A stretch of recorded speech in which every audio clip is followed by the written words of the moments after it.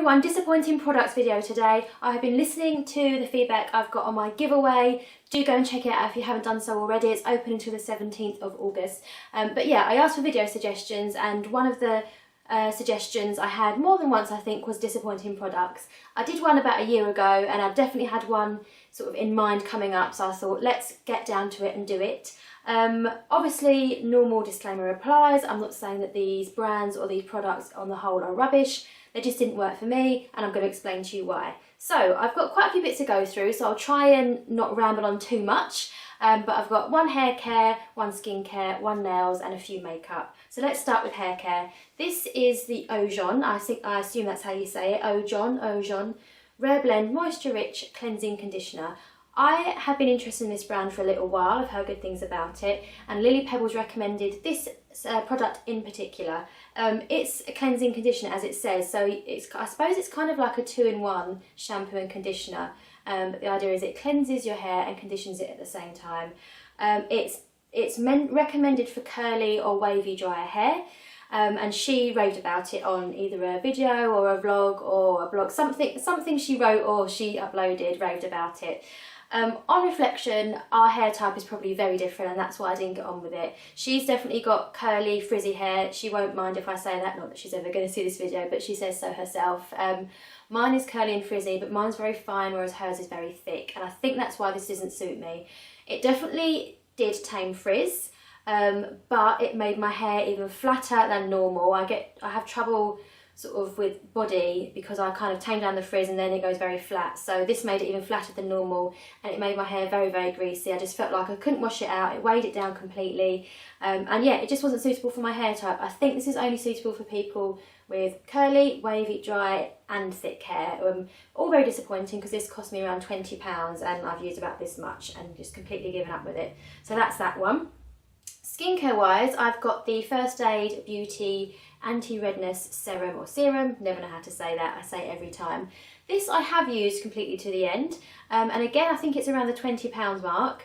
The reason this is disappointing for me is it just didn't really do anything. It wasn't rubbish, it didn't damage my skin, it didn't hurt me, it didn't cause any tingling. I was able to use it up completely without any bad reactions, but I bought it for the anti-redness claims, and I just didn't feel it made much difference to redness in my skin. It's a brand I've been keen to try for a long, long time, ever since I first saw Ingrid Nielsen talk about their cleanser literally years ago now. This was the first product I had tried from it. I bought it in Selfridges. It is a little bit more difficult to purchase in the UK. But yeah, unfortunately it just didn't do much for me. Another little irritating thing about the packaging is, so it's a pump dispenser. When you pump it all the way down, you get a certain amount of product out. That much product is too much for one application, so I was finding that I was using more than I needed to, and if you try and sort of pump it halfway, it gets all fiddly and I end up dropping it all over the floor and that kind of thing. So a couple of reasons that just didn't work for me. Hasn't put me off the brand completely. I would try other things, but I'll probably do a little bit more research and read some reviews if I was going to do so, because that was a bit of a spontaneous purchase whilst I was wandering through the beauty hall in Selfridges. So let's move on to makeup. I have the Hoola Dew the Hoola bronzer here. I've got a little sample size. It came as part of a little gift set that I was lucky enough to be bought as a present. And everyone knows how well loved the Hoola bronzer is. It's one of those all-round bronzers that's suitable for many different skin types. It's matte, so a lot of people love it for contouring, yet at the same time it's still good for warming up your cheeks and your face if you just want an all-over bronzer. I expected Do the Hoola to be Hoola in liquid form. It really, really isn't. It's a gorgeous texture when you squirt it out. So for want of a better expression, it's a lovely texture. It feels really soft between your fingers when you actually swatch it on the back of your hand and then rub it. But when I was applying it to my face, I found it just spread all over the face. I tried using it with a brush, I tried using it with a sponge, I tried using it with my fingers, and I just found I didn't have very good control over where it was placed. But worse than that, it's just not the same colour as the Hoola bronzer. That's what I wanted this to be, and I found this much warmer in colour, much more orangey in colour. I'm not saying I wouldn't use it. I'm keeping it in my collection, and I'm probably more likely to use it for just a little bit of bronzing on my cheeks if I don't want to wear too much bronzer, but it just wasn't the product I expected it to be. And considering the full size, I'm guessing again is around the £20 mark, that would have been highly disappointing if I'd gone out and bought it with those expectations. Let's do the one nail product I've got, and funnily enough in my last disappointing products video I also had one nail product, but this is from a different brand this time. This is from Sally Hansen and it's their Diamond Shine base and top coat. Again, I didn't really buy this having done research on the specific product, but Sally Hansen seems to be well renowned as a pretty safe brand to go to when it comes to nail care. As far as I know, they only do nail care, so you kind of know that when you buy a brand that specialises in a certain area, they're going to be pretty decent. I love the way this looks initially when you put it on. It's a nice shiny top coat and it's quite easy to apply, but no matter what I did, I found this bubbled. So at first I thought it was my technique or the polish I was using underneath, or perhaps I was trying to do things too soon, but no matter what I did, I was getting lots of tiny little bubbles sort of underneath the surface of the base coat itself, or within it, not the base coat, the top coat, or within it. So I never really ever got the finish that I wanted. So I reckon I'm about a quarter into this and I'm just going to discard it, and I bought something else which I much prefer. So yeah, that was a bit disappointing because again, Sally Hansen isn't a very budget brand. It's on the higher side of pricing, so it's available in the drugstore, but I'd call it top-end drugstore.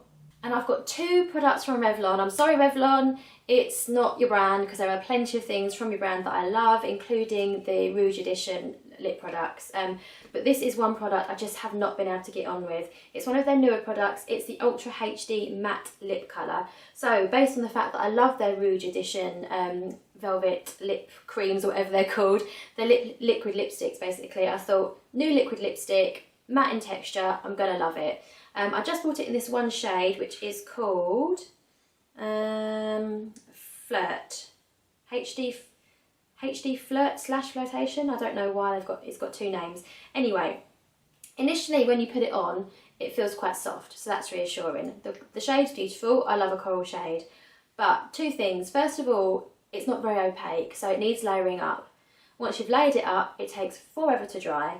Once it dries, I'm finding it cracks and highlights every single bit of dryness on my lips. So I know you have to have really well prepared lips to wear any sort of matte colour, I get that, but this is just the worst for me. It might be my lips in particular, it might be the shade in particular, it might be I've got a dodgy one, because I've heard lots of good things about this product, but I put it on today to just put it on for the video, just to wear it so you can see the shade, and I just had to take it straight off. It was so uncomfortable to wear, and it was just, where it was clinging to dry patches, it looked different colours in different parts of my lips and it just wasn't working. So sadly, I'm not going to even bother trying any of the other shades for that, because that one was just such a fail for me. And another reasonably new product from Revlon is this. It's their Ultra Volume Mascara. This is the waterproof volume. Is it? I thought this was a waterproof formula. Yeah, it is. It's their waterproof formula.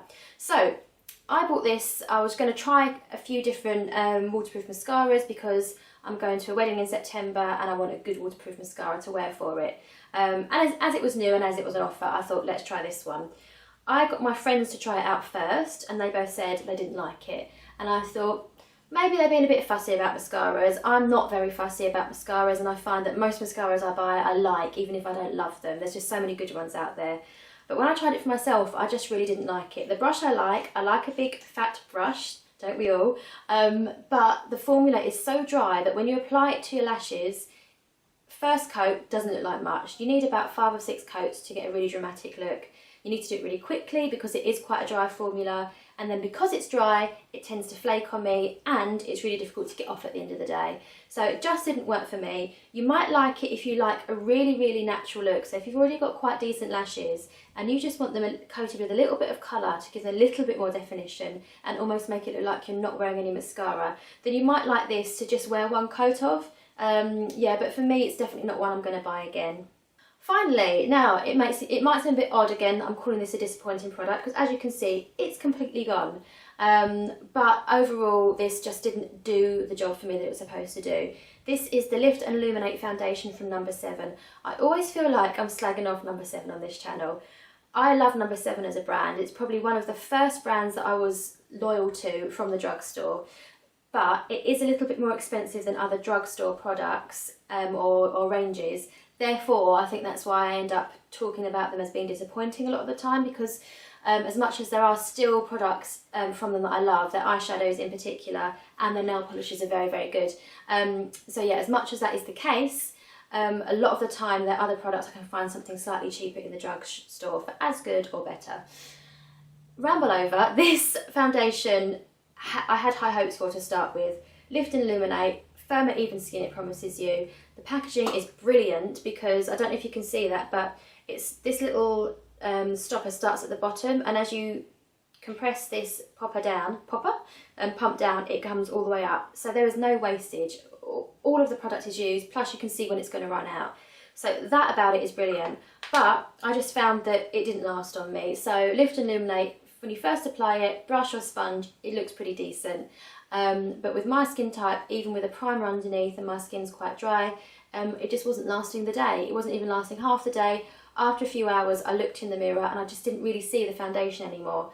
And it wasn't that it went patchy, it wasn't that it was dry in some places, it just seemed to absorb into my skin or just fade away. So yeah, it didn't last very long. I used it all up, I just used it for work.